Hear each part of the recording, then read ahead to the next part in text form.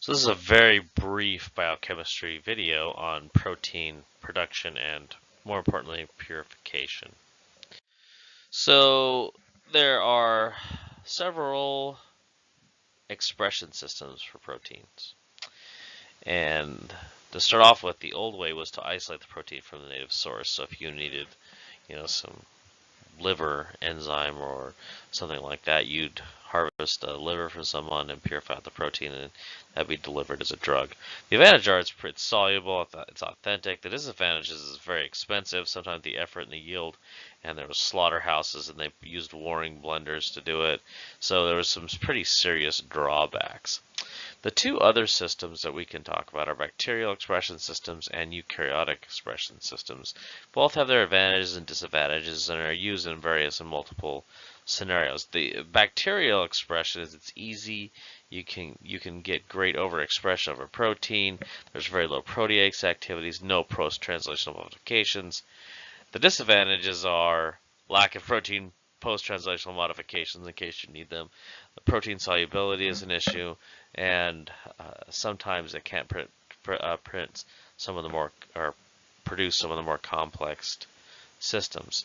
So some people move to eukaryotic, and when I say eukaryotic, there's actually a number of different, mammalian cells, yeast cells, some human cells like HEC293.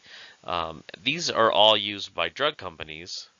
Both systems are bacterial and eukaryotic expression systems to produce proteins. The advantage are you get nice protein solubility, you get the appropriate post-translational modifications if your host is a mammal, and sometimes that's very important and necessary.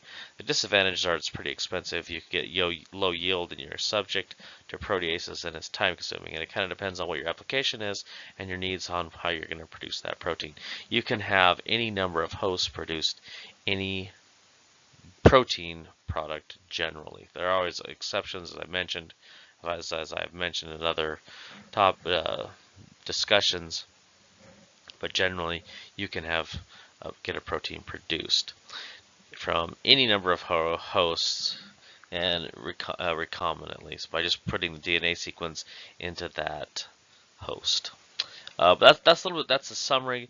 That's a very quick summary. That's a little bit beyond the scope of what we're going to discuss here. But generally, you're going to have a protein produced. Again, pharma uses all the time for any number of their drugs and drug candidates and the reagents they use in the drug discovery process. So protein production is important. So the general principle here that we're going to talk about when we talk about purification is column chromatography. And the idea here really is that you take a complex milieu. This can be anything from blood, CNS, saliva, urine, supernatants for protein production, and you're going to put it onto the column. This is kind of an art form. You can very easily clog these columns, but you're going to have some kind of separation, some kind of solid porous matrix, some kind of chemistry that's going to attach something, and then as you flow it over, it's going to go down the column and it's going to bind to certain regions the proteins are, and specifically the proteins you're interested in hopefully will bind with high affinity to the column in certain locations, and based on that, it's going to separate things out.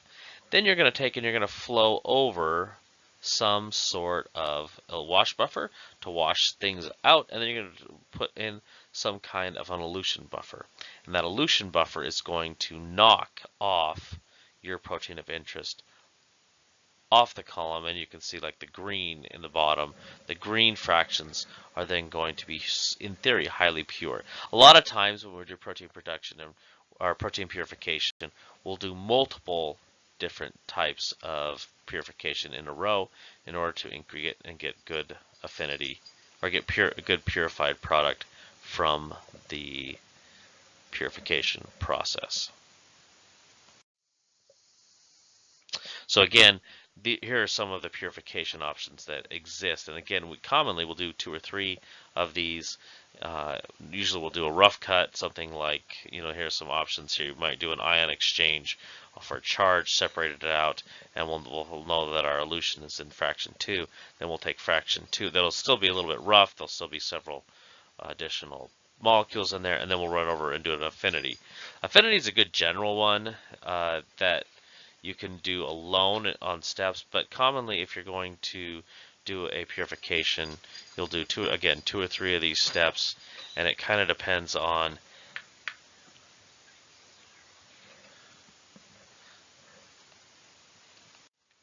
so the chromatography that we just described. There are multiple different kinds of chromatography that exist, and if we're going to do a purification of a protein from a sample, we can do one or we can do multiple, and depending on the purity level that we have and the properties of the protein, there's multiple factors that go into this. So for instance, affinity chromatography is very good if you have a relatively clean sample and you want to get really good results. So you might take an antibody, attach it to a column, flow over your protein of interest. It has high affinity because it's an antibody. You do a couple of wash steps, and then you can knock it off with something like low pH or something like that. So, and there's also tags, tons of tags that we can put onto these proteins. That his tags, that 6S his is 6 histidines in a row, and so we make a column that has charges, and that allows us to purify out from the charge that's high affinity. We also have solubility, so we can do, there's precipitation, purification, there's charge, we can do ion exchange, which is basically some of the more charged molecules separate differently than low charged molecules or than negative molecules. You can do hydrophobicity, so highly hydrophobic molecules are going to hide inside of a column, and then you wash over different buffers that will allow you to elute off that from a column. You can do size exclusion, so across a column you put different beads of different sizes in there, and slower ones come across, smaller molecules come across slower than faster molecules, or bigger molecules. The bigger they are, the faster they go through, and you can then separate based on that. Isoelectric point, which I've already discussed in multiple situations based on the PI, and the thermostability. So those are all purification options. Go into any detail on any of them. This schematic gives you a graphic of how you'd separate by an affinity. So you could put on a protein of interest, you can put an antibody on there, and you can flow over the protein. So, in a complex milieu, say it was serum, or it was in a supernatant from a HEC-293 production. You'd flow that over, it's going to bind by affinity. In this case, it would be an antibody. And you can see at the bottom kind of what happens. You go through in the first sample there's nothing, second sample there's nothing, third sample there's something, but it's not kind of what you want. The fourth sample, though, has what you want, and then fifth sample doesn't have, so on and so forth.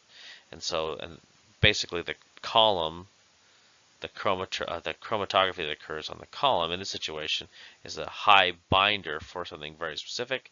If it was an antibody, or something generic, if a specific site on a protein for something like a his tag. So that's affinity chromatography. You can also do something like ion exchange, where you have very charged resin. That resin then is going to bind to some of the more polar, or some of the more charged molecules, and because of that charge, it's going to separate them out, separate proteins out. And again, we're going to go down and you just change the buffer that's going across, and you add an increasingly charged buffer. And as you do so, it's going to come off, certain molecules are going to come off the column quicker, and that's going to allow for you to identify. In this situation, you can look at the bottom and say 3 and 4 have the protein of interest for me, and so then I'm going to use those proteins for some application. Thanks for listening. I look forward to seeing you in future lectures.